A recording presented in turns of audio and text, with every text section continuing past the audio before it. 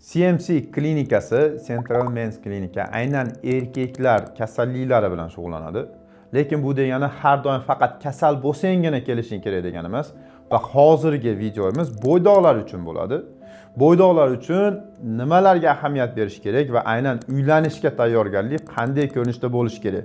Shular haqida siz uchun kerakli va aniq bo'lgan ma'lumotlarni aytib o'taman. Unda ketdik. Uylanishga tayyorgarlik ko'rganda bizda har doim o'zbekchilikda birinchi narsa bo'ladigan narsa bu albatta kelin topib bo'lgandan keyin bu to'yga tayyorgarlik, qaysi qo'shiqchi keladi, qaysi to'yxonada to'y o'tkaziladi va to'ydan tashqari qaysi mehmonlar kelishi kerak, qanday bo'ladi va hokazo hokazo. Hattoki o'sha yarim soat, 1 soatlik limuzingacha o'ylab rejalashtiriladi.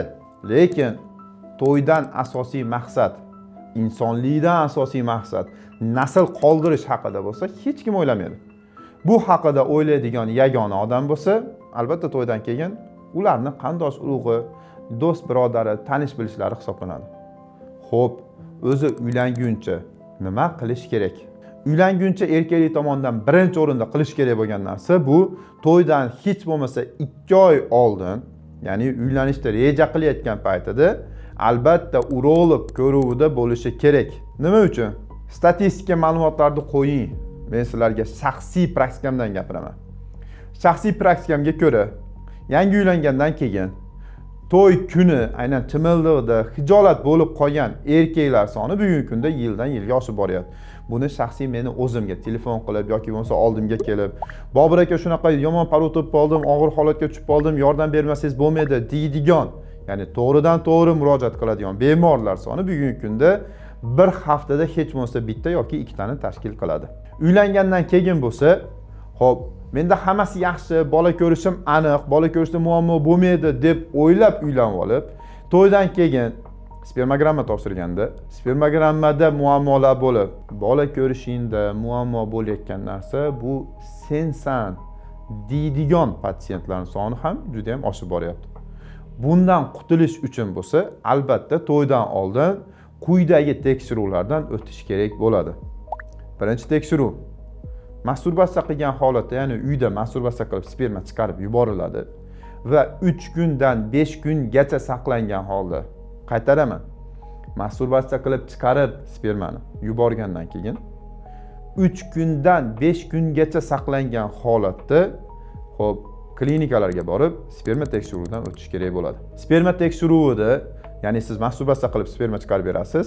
Bu sperma tekshiruvini topshirayotganda albatta boradigan laboratoriya yoki boradigan klinikangiz haqida ma'lumot oling. Chunki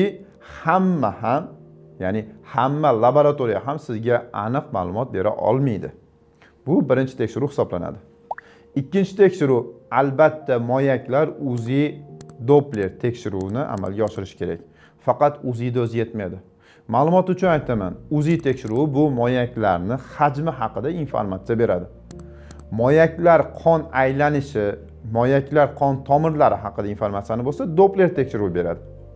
Va har bitta UZI ham, ya'ni har bitta UZI tekshiruvini amalga oshirayotgan UZIst doktor hammasi ham sizni chiroyli holatda va kerakli holatda moyaklaringizni qon aylanishini aniqlab berishi mumkin emas. Ya'ni ularning hammasi ham bu narsaga qodir emas. Uchinchi tekshiruv, agar sizda spermogrammada va moyaklarda qandaydir muammolar kuzatilsa, albatta gormonal tekshiruvlar amalga oshiriladi. Bu tekshiruvlar bitta qilib yig'ilganda sizga urolog, androlog mutaxassisi aniq tashxis qo'yadi. Ya'ni uylangandan keyin birinchi masala, sizda bola ko'rishda muammo bo'ladimi yoki yo'qmi? Ya'ni bu spermogramma va UZI tekshiruviga qarab turib aytiladigan narsa. Ikkinchi masala, xo'p, sizda uylangandan keyin jinsiy aloqada muammo bo'ladimi yoki yo'qmi? Uchinchi masala bo'lsa, albatta sizda birinchi kechani o'zida qandaydir xavotirli, hayajonli narsalar bo'lishi mumkinmi yoki yo'qmi? Bularni oddiygina spermogramma tekshiruvi, ultratovush tekshiruvi va siz bilan bo'lgan suhbatdan keyin to'liq aytib berishi mumkin bo'ladi. Spermogramma tekshiruvida nimalar ko'rish mumkin? Spermogramma tekshiruvida spermatozoidlarning soni, ularni tez harakat qiladiganlarning miqdori va albatta spermatozoidlarning sog'lomligi haqida ma'lumot olinadi.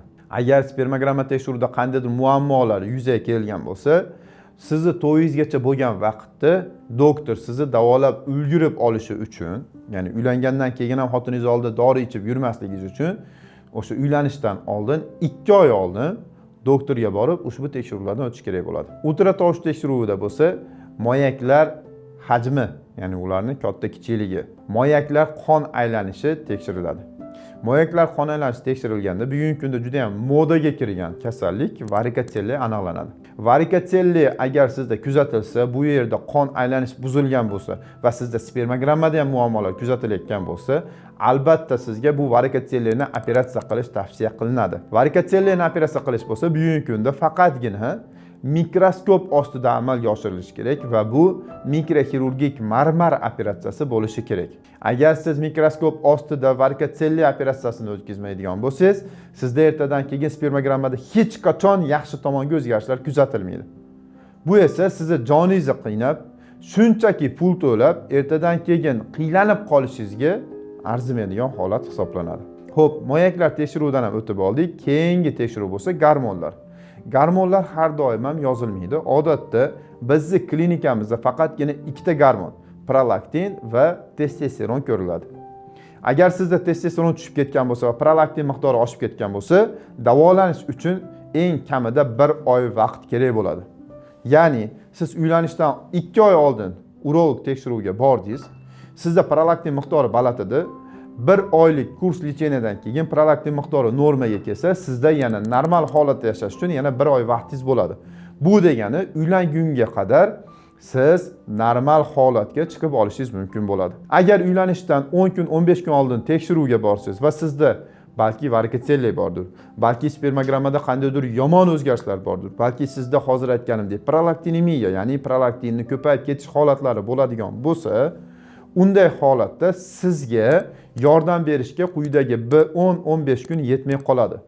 Shuning uchun ham hozirgi tekshiruvlar albatta uylanishdan 2 oy oldin amalga oshirilishi kerak bo'ladi. Spermogramma topshirishda qonun qoidalari haqida ko'p gapirganmiz. Spermogramma topshirishda albatta hozir aytganimdek masturbatsiya qilinishi va undan 3 va 5 kun o'tgan bo'lishi kerak. Undan ko'p ham emas, undan kam ham emas. Va spermogramma tekshiruvida albatta oxirgi 10-15 kun ichida siz issiq sauna va dushlarga bormagan bo'lishingiz kerak. Sizda spirtli ichimliklar ichilmagan bo'lishi kerak. Sizda qandaydir juda ham kuchli stress holatlari bo'lmagan bo'lishi kerak. Va sizda tanangizda boshqa joylarda shamollash, balki bu oddiygina grippdir, balki boshqa kasalliklar kuzatilmagan bo'lishi kerak. Va shundagina spermogramma asl holati aniqlanadi. Siz ushbu tekshiruvlardan o'tdingiz. Doktor sizni ko'rdi va sizni sog'lom deb aytdi. Endi siz qo'rqmasdan uylanishingiz mumkin bo'ladi va inshaalloh ayolingiz sog'lom bo'ladigan bo'lsa, albatta uzoq yil kutmasdan tez orada ayolingiz homilador bo'lishi va siz farzandli bo'lishingiz imkonini beradi. Agar sizda sizni yaqinlaringizda shu kabi muammolar bo'lsa, bizga murojaat qiling. Albatta sizga yordam beramiz. Bugungi kunda bizning klinikamizda, aynan Central Men klinikasida bunday tekshiruvlar doimiy ravishda eng yuqori texnologiyalar asosida amalga oshiriladi va eng aniq javoblarni beramiz. Agar sizga ushbu ma'lumotlar foydali bo'lgan bo'lsa, bizni kuzatishda davom eting, obuna bo'ling va like va kommentariyada bizni qo'llab-quvvatlaysiz degan umiddamiz. Sog' va salomat